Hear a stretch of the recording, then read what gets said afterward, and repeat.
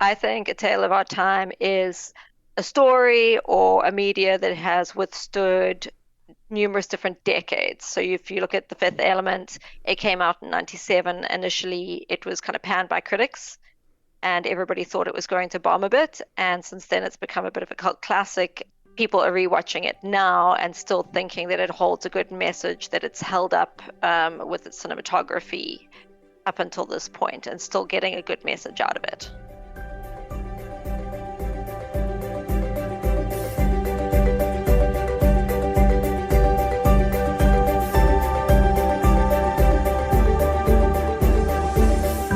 Hello, everyone, and welcome to Tales of Our Times. This is a show where we discuss the stories that move us, what makes them so meaningful, and why others could or should find meaning in them as well. This is not a spoiler-free show, so bear that in mind as you continue to listen. We tackle books, movies, podcasts, and more. Where there's a story, there's a reason to read, or watch in today's case. I'm your host, Amanda Stevens, and joining me today is my guest, Tarn Parker. Hi, I'm Tarn. I've been in Taiwan for the last decade or so, plus minus, and I teach science and environmental science was kind of my main jam. I enjoy telling the children that they need to save the world because we're not doing a great job of it. Someone has to tell them. Yes, they've accepted. Yeah, all you But it's got to not do our is look problem. outside. Yeah, I mean it's a joint problem, but it's going to be their problem for longer. So Exactly. We'll probably die first before the doom. well, I mean, in the South we'd say God willing and the creek don't rise, but the creek is definitely rising. That's part of the global warming problem. So Yes, that's one of the main issues. it's one of the main issues. So now here's a quick question I just thought of. Is your like bent towards science, has it affected your affection for the movie we're talking about today? A bit, I suppose. I do enjoy, I think also maybe more the environmental science side of the idea of like these post-apocalyptic sort of worlds, and is it something that is like interesting predictors of where we might end up Yeah. with, I mean, you look at where technology could hypothetically go and how might it take the world going forward. So anyway, I guess we should say, like, people heard it in the cold open, but the movie we're talking about today is The Fifth Element from 1997, which should be fun. I have gotten this far in life without seeing it. Which I think is a mistake, I know. but we'll get into that later. I brought it up in the office. I got a similar response from the one or two coworkers I asked about it. Shock, dismay, confusion. So This is how have you avoided this? I've shown it to all of my students every year for the last 4 years. it's very I'll classic. tell you when the next one is. Oh yeah, It is a classic. do. I mean, like it's one of those things. So I was thinking about it. Like it's one of those things too, where like even if you're like me and you haven't seen The Fifth Element, you've definitely seen parts of it, right? Like I've seen scenes from it. It's been referenced like constantly. Like Yes. Well, it was so many aspects of it were also kind of reflective of like the culture at the time. Like you've got the costumes were done by Jean-Paul Gaultier. mhm. There are a lot of different kind of pop references and the people who were in it. Prince was meant to be in it and dropped out at the last minute, but one of the characters is Oh, based on shame. him. That sort of thing. It's I think it was a very cool synopsis of our vision of where the future might go. Yeah, I think that's true. That's always fun. That's the fun part about watching like future movies from the past is to see how do we match up against our own expectations. Yeah, exactly. Now, I don't really have any other questions about it besides, I guess, I mean, obviously it's going to get to like what happened. Apart from how much it means to me and every minute. Well, we'll get into that later. So Don't you worry. I will be asking you about passion. that. Yes. I want to hear the passion coming through in the summary. Rather, I expect I will. Yes. So it's the whole premise is that there's this alien race Mm. that they've got this mechanism to stop the big bad, and the big bad comes back every 5,000 years. And wait, it's And literally called The Big Bad. it was just evil. Okay. It really was just evil. There were humans who were co-conspiring with it, but I Mhm. think it was just seen as the dark force. Okay. So the big bad is coming back. Initially, Earth had the mechanism stored in the pyramids, Mm-hmm. and around like mid 1930s, people were digging through the pyramids Mm-hmm. and they found the stones. And as they find them, the aliens come back to take the stones, the Monteshawans, because they're like, Monteshawans. oh, Earth isn't super safe right now.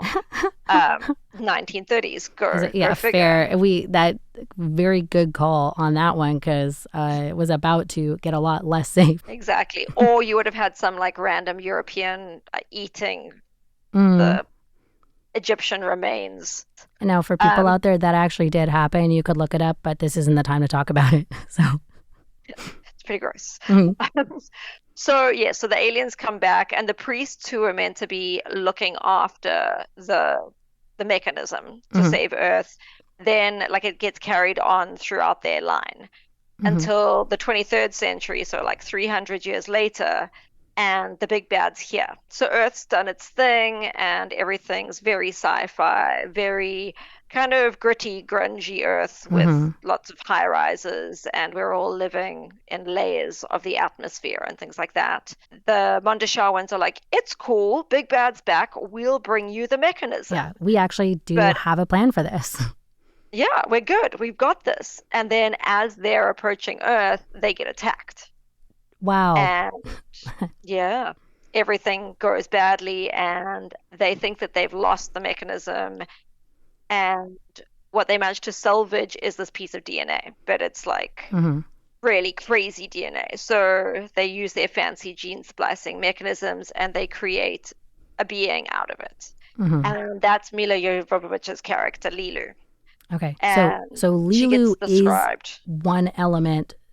I'm going to assume she's the fifth element. That's Mhm. my guess. That's the name of the movie. Yeah, That she's the fifth element to defeat the big bad. exactly. Okay. So she's kind of like the supreme being that holds all the elements together, and she's described as like this perfect being.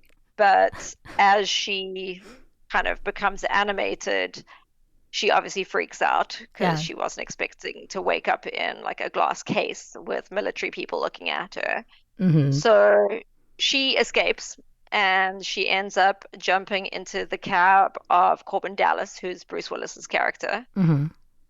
And he's ex-military, trying to like make his way through life with his mother-in-law. No, his mother phoning him all the time Cool. to be like, Cool. Corbin, why don't you phone me all the time? Yeah. We never talk.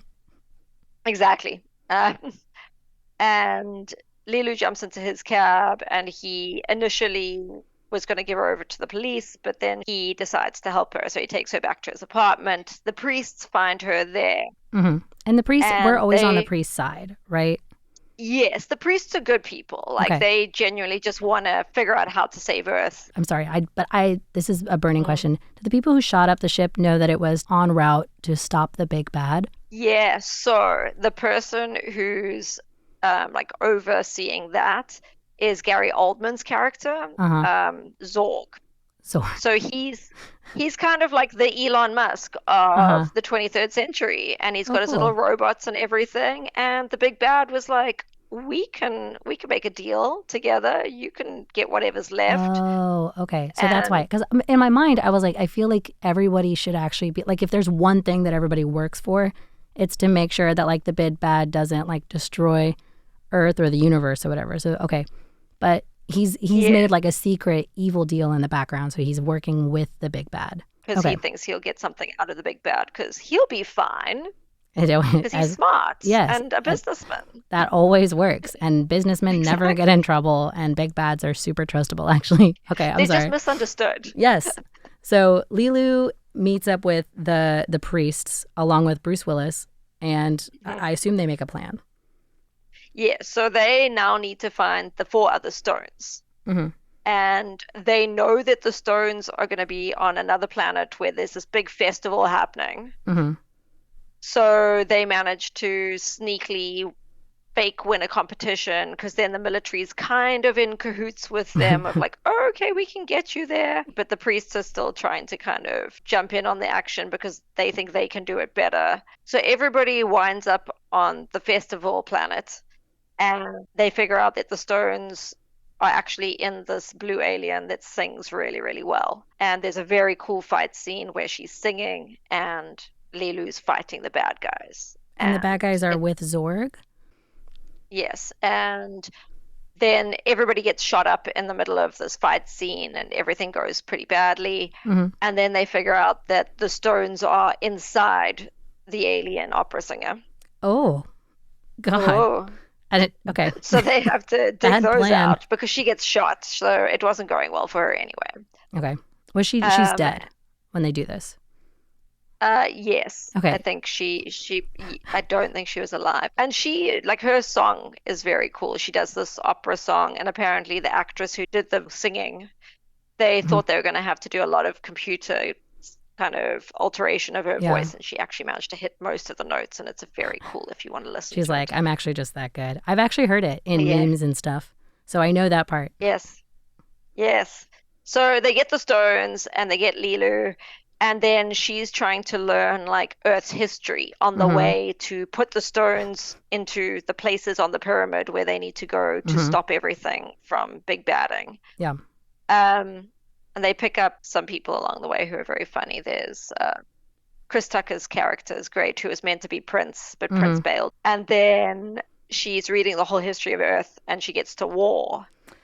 And Oh, she yeah. kind of realizes, like, well, why would I save this when it's so awful? Yeah, you guys made an atom Like, bomb. Like, what was that yeah, about? What did you think would happen? exactly. And like World War I, World War II. I Yeah. mean, we haven't exactly stopped that trajectory at the moment. Mm-mm. So by the time they get to the pyramids and they're placing the stones in place and they realize that to get them to activate, there's like this tense moment of, but they're not activating. Mm-hmm. And then Chris Tucker's character, Ruby Rod, sweats on it and he realizes that, like, oh, you've got to put the element on the thing that it represents. Mm-hmm. So they do the dirt, the wind, the fire, the water, and then she needs to be put in place, but she's actually got a water function too. Mm-hmm. She has to And want then it.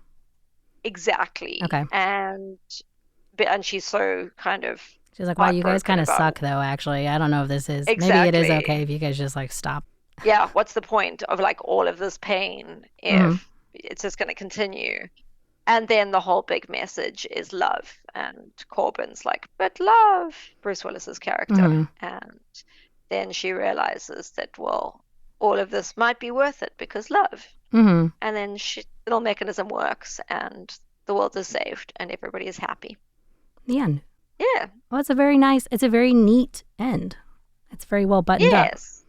But love. But Yes. love. Well, all right, if you say so. Love. Like, I guess. Love. So then, what was your first experience with this movie? I saw it would have been like 98 or so. Mm-hmm. So still pretty pretty soon new. after it came out. Yeah, I would have been like 10 or 11 Mm-hmm. when I saw it. And I mean, I remember, I think it was the graphics of it at Oh, that yeah. age that I was really taken by because it was Luc Besson's first kind of foray into doing something that was more comic booky. But he wrote the screenplay initially himself in Okay, like high okay. school. Oh, So it was his baby, very wow. much. How scary. I cannot imagine putting my high school script into like a studio production. Now, this is a good idea. Yeah. So then what makes this so meaningful to you personally? Oh, I think like as far as maybe not necessarily like personally meaningful, but Mm, also just like a tale of our time is it's such a timeless theme mm. of like why does anybody try and save the world and that sort of thing. I mean, we were talking Hmm. just now about like, oh well, like climate change and We all of did that, and start it's with like, that. well, yeah, like the world isn't a great place, and there's always, I mean, technically this is the most peaceful time, I think people say, like in history. And you look at how horrific even now is. Mm, And it's like, well, why are we trying to save the planet? Why is everybody going around with their little reusable bags? hmm. Like, and Yeah. is it that great to be saving? I read something interesting where Luc Besson said he Mm-hmm. wanted people to like agree with Lilu at the end specifically when she's like, why would we save this? Like he Mm. wanted people to be asking that same question at that time. So Yeah, whatever else I've thought about like the movie over the time, I do think that's an interesting angle, right? To like at least make you ask that question for yourself. exactly. Well, and I, I don't know, like it was interesting because I mean they obviously went with the whole like it was love. That's what got Mm-hmm. us through. But I think more than that, it was like the idea of hope. And I mean Mm-hmm. that's something I think there's a Neil Gaiman, one of his was like what can beat anything, and hope's really the aspect of it of like yes, love is what gives us that hope that like Mm. maybe things will not always be this bad and it might turn around. Yeah.